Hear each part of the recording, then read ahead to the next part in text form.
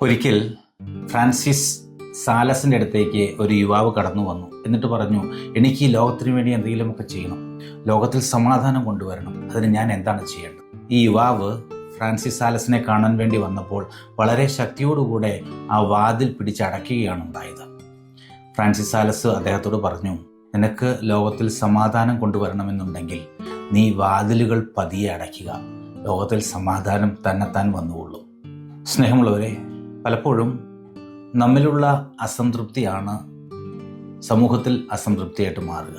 സമൂഹത്തിലുള്ള അസംതൃപ്തികളാണ് യുദ്ധങ്ങളായി പരിണമിക്കുന്നത്. എങ്ങനെയാണ് സ്നേഹം ദൃഢമാകുന്നത്?